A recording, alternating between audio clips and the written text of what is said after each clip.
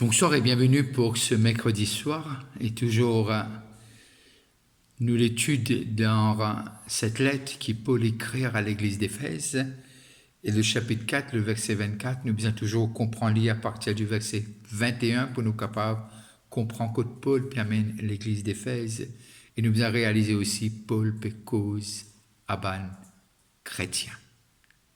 C'est pas ban nouveau converti, c'est pas une campagne d'évangélisation. Paul enseigne l'église d'Éphèse. Si du moins vous l'avez entendu et si conformément à la vérité qui est en Jésus, c'est en lui que vous avez été instruits à vous dépouiller. Eu égard à votre vie passée du vieil homme qui se corrompt par la convoitise trompeuse, à être renouvelé dans l'esprit de votre intelligence et à revêtir l'homme nouveau créé selon Dieu dans une justice, une sainteté qui produit la vérité. Que Dieu bénisse la lecture de sa parole, que Dieu bénisse tous ceux qui peuvent connecter avec nous localement et à l'étranger.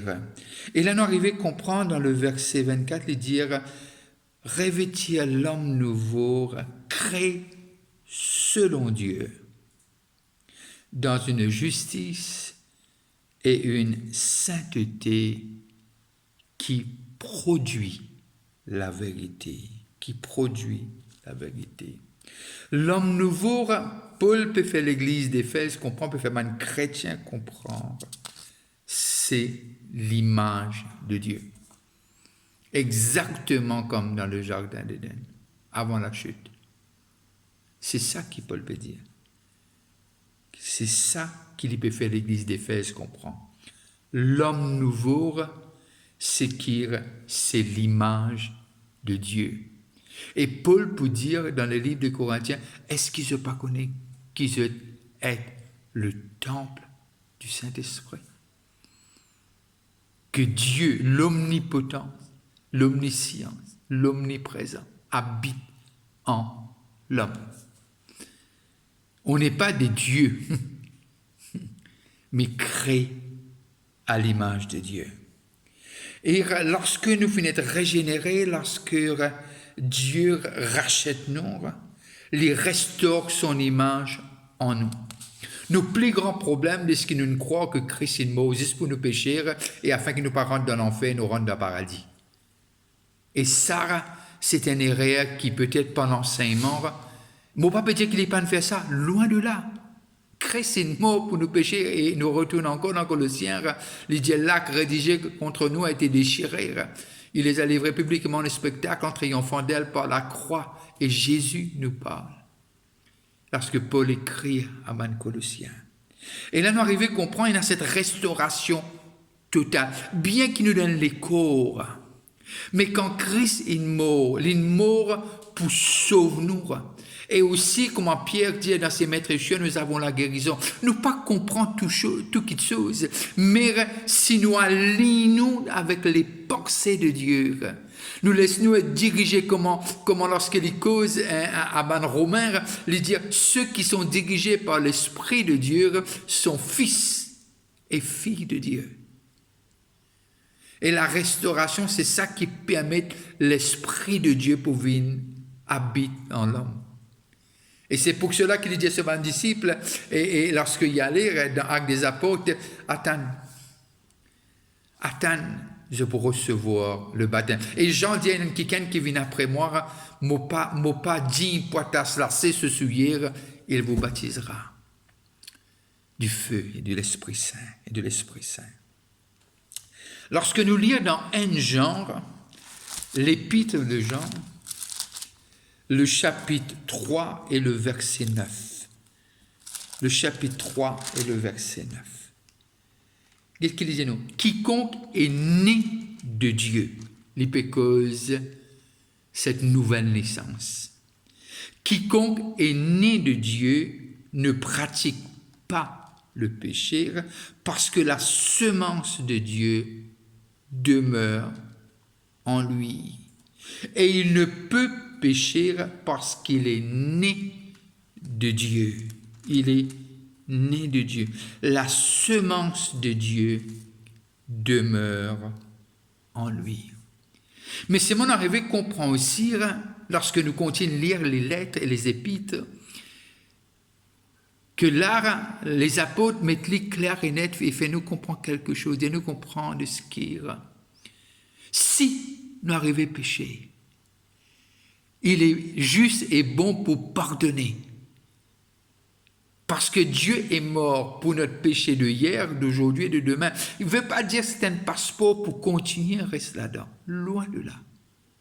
Loin de là. Mais simplement, nous avons besoin conscients de ce que Dieu est mort pour nos péchés. Et comment Paul peut les dire comme ça, c'est pas afin qu'il me continue à vivre pour que la grâce abonde. Non, non, c'est pas ça. Mais les épîtres, les Écritures montrent-nous clair et net, si nous n'arrivons à pécher, nous approchons de Dieu, nous repentir, et il est juste et bon pour pardonner. Et Dieu, même si nos consciences accusent nous, Dieu est plus grand que notre conscience. Alors Dieu est un Dieu miséricorde. Mais seulement il appelle nous capables de vivre. Comment Dieu fait prédestiner nous pour vivre. Vivre selon l'image de l'homme nouveau. Qui est l'homme nouveau? Créé à l'image de Dieu, à l'image de Dieu. Quand nous lisons dans Pierre, 2 Pierre, le chapitre 1er, 2 Pierre, le chapitre 1er et le verset 14. 2 Pierre 1er, 14. Qu'est-ce qu'il est dit à nous? Car je sais, 2 Pierre 1er, 14. Car je sais que je la quitterai subitement, ainsi que notre Seigneur Jésus-Christ me l'a fait connaître. Pardon, je veux le... Et il fait nous comprendre ce que... Je suis un peu avec le texte, mais nous arrivons à comprendre de ce que les Écritures nous montrent clairement. Pardon, c'est 1 Pierre, c'est pas 2 Pierre, c'est 1 Pierre, le chapitre 1er, le verset 14, je m'excuse. Comme des enfants obéissants, ne vous conformez pas aux convoitises que vous aviez autrefois, quand vous étiez dans l'ignorance. Je vais faire aussi le verset 15. Mais puisque celui qui vous a appelé est saint, vous aussi soyez saints dans toute votre conduite, selon qu'il est écrit, vous serez saints, car je suis saint. Et là, on arrive à trouver une sainteté qui produit la vérité dans Éphésiens 4, 24. C'est 1 Pierre 1, 14. Et là, on arrive à comprendre ce que les caractéristiques de l'homme nouveau lit exactement le contraire du vieil homme. Parce que ce sont les caractéristiques de Christ lui-même. Et là, lorsque nous arrivons à comprendre l'homme nouveau qui est selon la justice, et cette sainteté qui produit la vérité, et nous arrivons à comprendre que Dieu est saint. Lorsque Ésaïe fait cette expérience dans le chapitre 6, il décrire Dieu, il dire, maintenant santé, saint et saint et saint est ton nom. Et il montre nous, il fait nous comprendre un peu de ce que Dieu, il est saint. Alors, Dieu a envie de repositionner nous, comme on dit, nous dans le jardin d'Éden avant la chute, qui vraiment nous n'a. Ce qui est dans cette image, c'est la sainteté. Et là, Dieu amène nous pour trouver de ce que, lorsque l'homme nouveau est recréé, nous trouver ce qui tient un peu désordre après la chute. Dieu, par son Esprit Saint, apporte et les remettre en ordre entre nous, l'âme, l'esprit et le corps, que ce n'est pas le corps, ce n'est pas nos désirs charnels qui règnent, mais qui Christ règne en nous par sur l'Esprit Saint. Et nous pouvons arriver à comprendre que le vieil homme, tous ceux qui pas encore être nés de nouveau, je toujours être gouverné par le mensonge et la tromperie.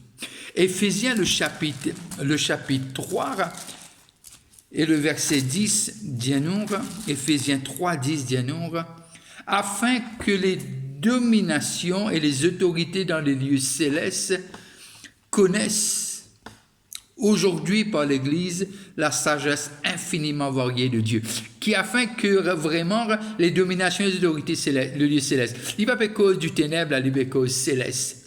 Et là, nous arrivons à comprendre, ce capable trouve l'homme nouveau être manifesté avec toute sagesse et les sagesses infiniment variées de Dieu. Et c'est ça qui se trouve dans l'homme nouveau.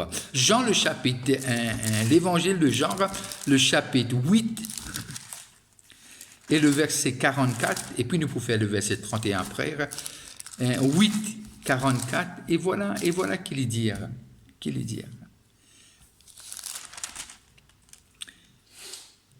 Il dit, vous avez pour père, les pécoses, avant les pharisiens, etc., vous avez pour père le diable, et vous voulez accomplir le désir de votre père. Les pécoses, vieil homme. Il a été meurtrier dès le commencement, et il ne se tient pas dans la vérité, parce qu'il n'y a pas de vérité en lui. Lorsqu'il profère le mensonge, il parle de son propre fond, car il est menteur et le père du mensonge. Alors tous ceux qui peuvent encore être nés de nouveau, ils ont pour père le menteur. Ils ont pour père celui qui ne cause Adam, le premier Adam, pour chuter, et qui n'essaye aussi avec le second Adam, mais il n'est pas de réussir. Il n'est pas de réussir. Et lorsque nous lisons le verset 51 du même chapitre, et voilà qu'il est dit nous, je ne cherche point ma gloire, dit Jésus.